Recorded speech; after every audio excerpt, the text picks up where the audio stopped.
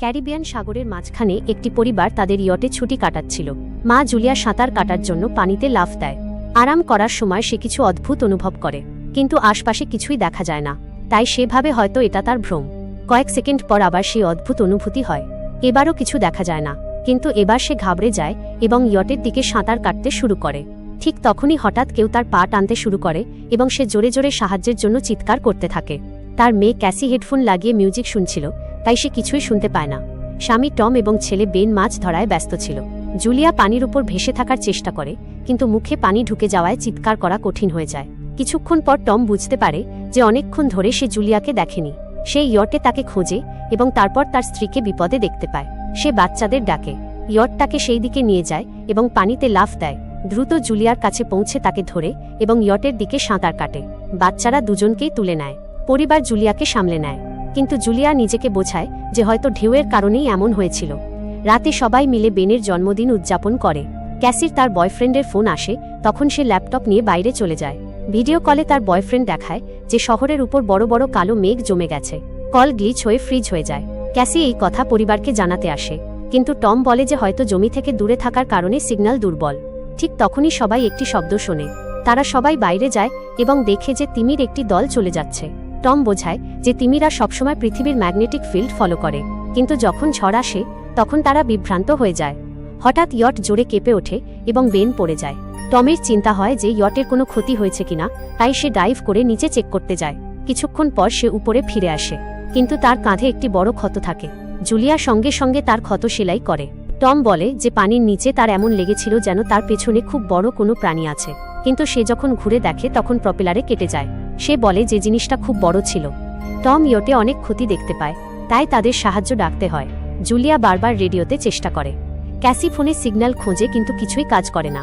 ঠিক তখন ক্যাসি একটি অদ্ভুত প্রাণী দেখে চিৎকার করে ওঠে, কিন্তু সেটা আসলে বেন, যে মাস্ক পরে মজা করছিল।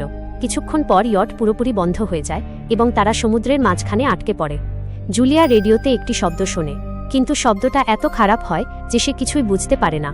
টম পরিবারকে বলে যে তাদের কাছে মাত্র 4 দিনের খাবার আর পানি আছে এবং এখন তাদের কোনো মাছ ধরার নৌকার জন্য অপেক্ষা করতে হবে। হঠাৎ রাডারে কিছু ডিটেক্ট হয় এবং পরিবার একটি অদ্ভুত শব্দ শোনে। সবাই দৌড়ে বাইরে আসে এবং অবাক হয়ে দেখে যে আকাশ থেকে অনেকগুলো আগুনের গোলা পড়ছে। যেখানে যেখানে সেগুলো পড়ছে সেখানে বড় বড় বিস্ফোরণ হচ্ছে। একটি আগুনের গোলা পানিতে তাদের খুব কাছে পড়ে। তখন টম সঙ্গে সঙ্গে ইয়ট চালানোর চেষ্টা করে। ইঞ্জিন কষ্ট করে চালু হয়, কিন্তু ঠিক তখনই আরেকটি আগুনের গোলা সেই এলাকায় আঘাত করে। পরিবার ভয় একে অপরকে শক্ত করে ধরে। ঠিক তখনই টম বুঝতে পারে যে আকাশ থেকে পড়া আগুনের গোলাগুলো উল্কাপিণ্ড নয়, বরং স্যাটেলাইট। সেই সময় বেন লক্ষ্য করে যে ইয়ট থেকে ধোঁয়া বের হচ্ছে। টম চেক করে নিশ্চিত হয় যে ইঞ্জিন নষ্ট হয়ে গেছে। বাতাস আরও জোরে বইতে শুরু করে। তখন পরিবার ইয়টের ভেতরে লুকিয়ে পড়ে। তারা খেয়ালই করে না যে কম্পাস খুব দ্রুত ঘুরছে। ইয়ট জোরে জোরে দুলতে থাকে। বেন আবার পড়ে যায় এবং এবার সে আহত হয়। ঢেউগুলো খুব জোরে ইয়টের সাথে ধাক্কা খাচ্ছিল। টম কষ্ট করে বাইরে যায় এবং লাইফ জ্যাকেট নিয়ে আসে। ঠিক তখনই বিদ্যুৎ চলে যায়। টম সঙ্গে সঙ্গে পাওয়ার বক্সের বোতাম চাপ দেয় এবং আলো আবার জ্বলে ওঠে।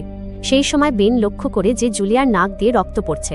জুলিয়ার মাথা ঘুরতে শুরু করে আর ক্যাসি সিঙ্কের কাছে গিয়ে বমি করে দেয়।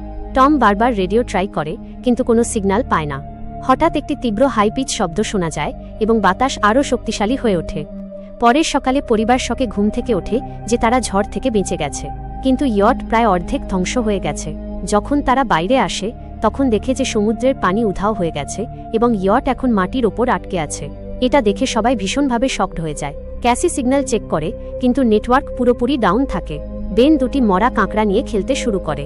টম কম্পাস চেক করে দেখে যে সেটা উল্টো হয়ে গেছে। সে বলে এটা শেষবার ঘটেছিল 7 লক্ষ বছর আগে। ক্যাসির মনে হয় তার বয়ফ্রেন্ড মারা গেছে এবং সে ভেঙে পড়ে। জুলিয়া যখন তাকে বোঝাতে আসে, ক্যাসি তাকে দূরে ঠেলে দেয় এবং লুকিয়ে চলে যায়। জুলিয়া আর টম বেঁচে থাকা সরঞ্জামগুলো চেক করে। বেন তার জন্মদিনের নীল বেলুন একটি পাথরের সঙ্গে বেঁধে দেয়, যাতে হয়তো কোনো বেঁচে থাকা মানুষ সেটা দেখতে পায়।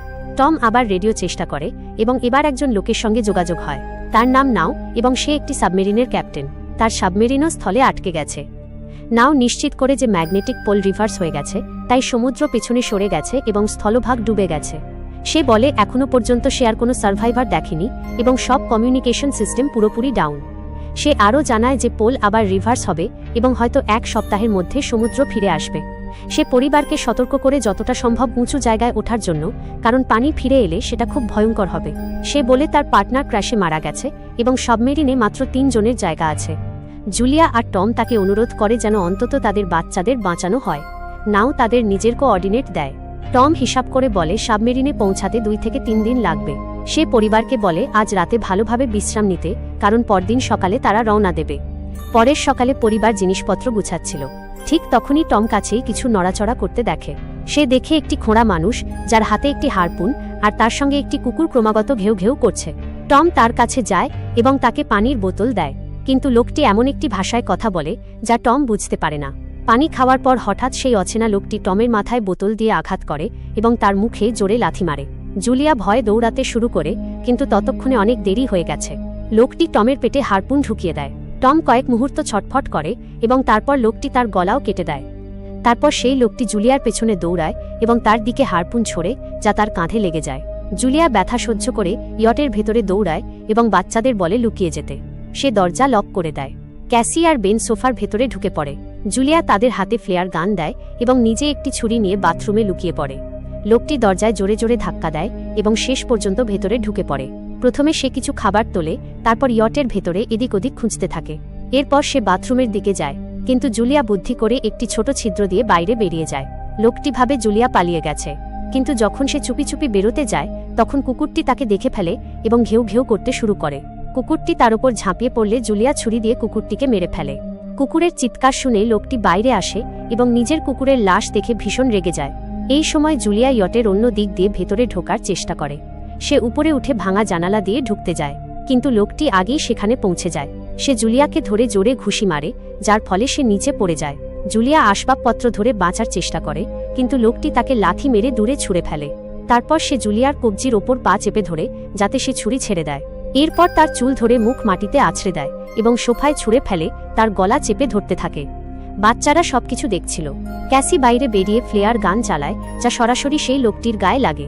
সে আগুনে পুড়ে যায় এবং ইয়টে আগুন ছড়িয়ে পড়ে।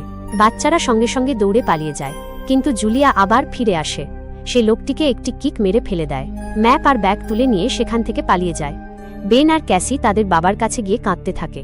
জুলিয়াও তাদের সঙ্গে বসে এবং 3 জন মিলে কান্নার সঙ্গে টমকে শেষ বিদায় জানায়। ঠিক তখনই সেই ভয়ঙ্কর লোকটি আবার ইয়ট থেকে বেরিয়ে আসে, তাই পরিবার আবার দৌড়াতে শুরু করে। কিছু দূর যাওয়ার পর ইয়ট একটি বিশাল বিস্ফোরণের সঙ্গে উড়ে যায়। কিছুটা দূর হেঁটে যাওয়ার পর তারা একটি ছোট ঝরনার কাছে থামে, যাতে একটু বিশ্রাম নিতে পারে। ক্যাশির মনে হয় হয়তো সেই পাগল লোকটা তাদের কাছে থাকা বেলুনগুলো দেখে তাদের পেছনে এসেছিল। এই কথা শুনে বেন নিজেকে দোষী মনে করতে শুরু করে। জুলিয়া তাকে বোঝায় যে এতে তার কোনো দোষ নেই এবং সবাইকে সামনে এগিয়ে যেতে বলে, কারণ সেই লোকটা এখনও তাদের পেছনে রয়েছে।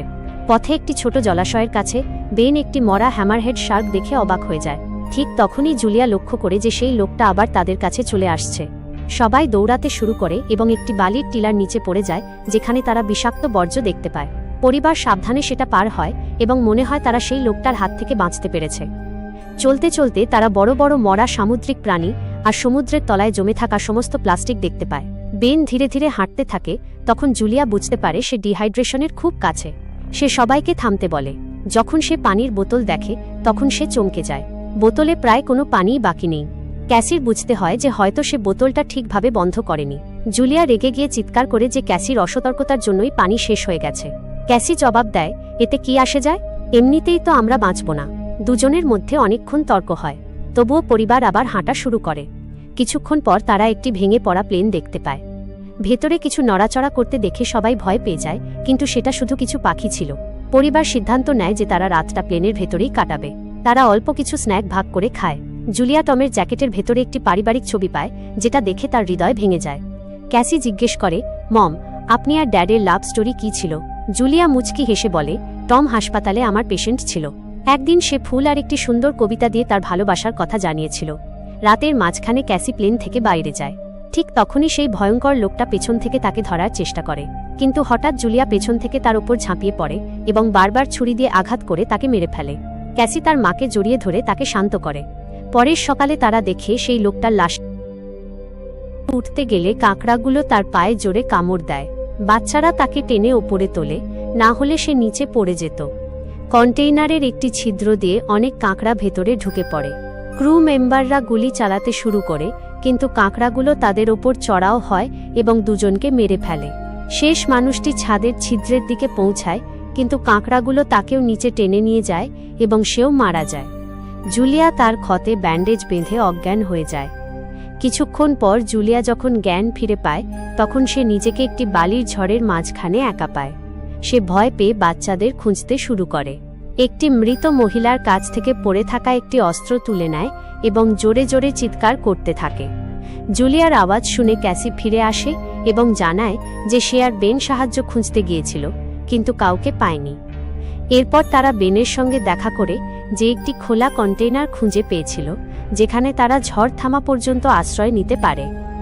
জুলিয়া টমের লাইটার বের করে তার নিজের ক্ষত আগুন দিয়ে পুড়িয়ে বন্ধ করে দেয়, যা ভীষণ যন্ত্রণাদায়ক হয়। ঝড় থেমে যাওয়ার পর তারা আরেকটি কন্টেইনার খুঁজে পায়, যার ভেতরে অনেকগুলো পানির বোতল ছিল। মৃতদেহগুলো তল্লাশি করার সময় তারা একটি রেডিও আর একটি বন্দুকও পায়। জুলিয়া রেডিও দিয়ে নৌকার সঙ্গে যোগাযোগ করে এবং জানায় যে ম্যাপ হারিয়ে গেছে। নাও জানায় যে তাদের ওপর আর্থপডদের আক্রমণ হয়েছিল।